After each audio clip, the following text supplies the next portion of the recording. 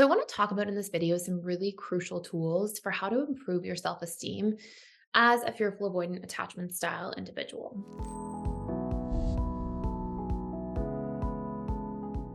So, fearful avoidants tend to really oscillate in terms of their self esteem in a similar way that they do in terms of how they feel about their relationships.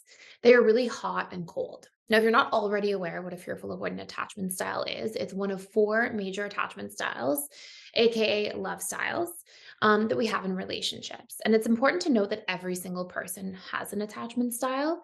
And the fearful avoidant tends to be the one in relationships, it's the hot and cold partner. Now, when it comes to your self esteem as a fearful avoidant, you probably find that some days you feel really great about yourself, and other days you're feeling not so great about yourself. And you can really find yourself oscillating in extremes.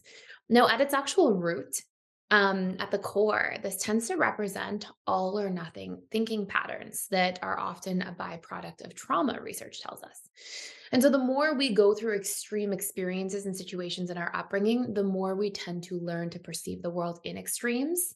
And the more, as a result of that, we tend to see things as all or nothing, or in these sort of extreme situations, feeling really great about yourself or really horrible about yourself. So there are some really crucial things that as a fearful avoidant you can do to improve your self-esteem and to actually feel like you have this sense of stability in terms of your self-confidence that will really positively impact you, not just in your romantic relationships and personal life, but also in your work life, in your relationship to money, in your relationship to pursue your goals and your dreams and the things that are really important and valuable to you as a person. Impact your self-esteem in regards to, you being feeling like you're a good enough parent, a good enough friend, family member, all of those different things, because really our self-esteem spills out into all of those different aspects of our lives. So one of the first things that's really important is to learn to manage your internal dialogue. Fearful avoidance, more than any other attachment style, tend to have the most core wounds. And what I mean by core wounds are really painful limiting beliefs about yourself that you've come to believe at the core actually is a byproduct of past experiences that were painful and that you couldn't properly emotionally process. And so instead, your mind made meaning out of them. Some examples of core wounds for fearful avoidance are: I will be trapped. I will be helpless if I rely on other people. I am powerless. And again, you may not see that a fearful avoidant constantly feels this way, but they're constantly reacting to this core wound. If you are a fearful avoidant, think of how you react to things when you feel trapped, helpless, or powerless. It's probably not a very nice feeling, and you probably find yourself really strongly responding to that.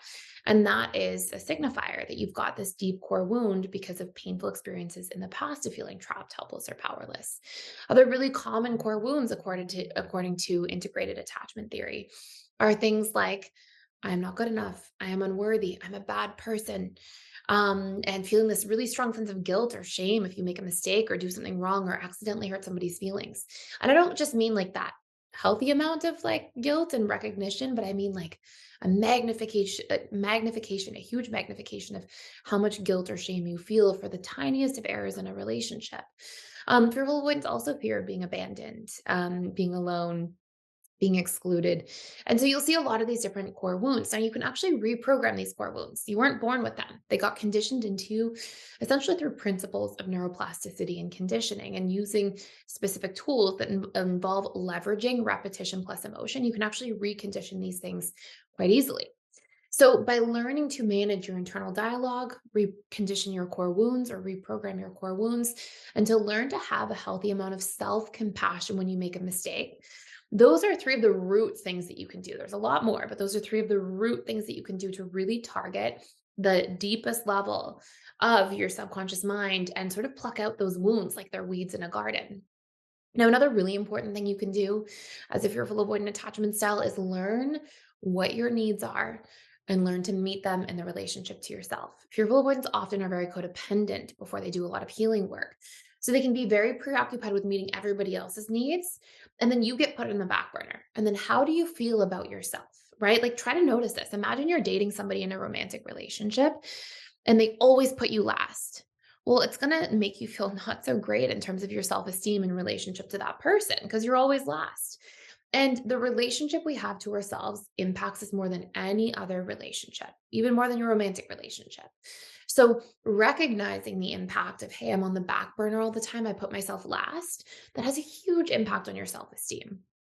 Now, I have a couple other really core things I want to cover, but if you want to do a really deep dive and move the needle fast on your self esteem and really deeply recondition these patterns, I mean, I always share things on YouTube here and like I have a 10-minute video I can create. But if you want to do a really deep dive, all of the courses at the personal development school are so much better than any of our YouTube videos here. They really get to the root of things. They give you exact step-by-step solutions to get results very fast by targeting the subconscious mind so you can have the needle move massively in the shortest period of time possible. And it's just more information than I can put in like a 10-minute YouTube video.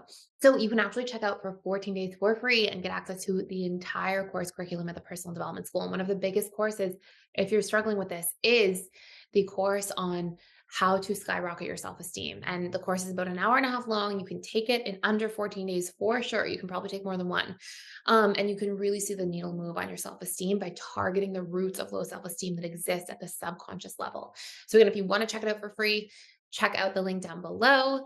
And I would love to see you on the other side. I'm in there all of the week as well, all throughout the week doing webinars. We have daily webinars with either myself or attachment style trained coaches and facilitators. So you can join in, you can ask questions, have personalized support, come in on camera, off camera, whatever's most comfortable for you. So, anyways, okay. So the next big thing. So we've got the core wounds, the garden of your subconscious mind and your thought process, being self-compassionate. We've got this ability to learn your own needs, introspect about your needs, and really meet them, so that you're not constantly put on this back burner.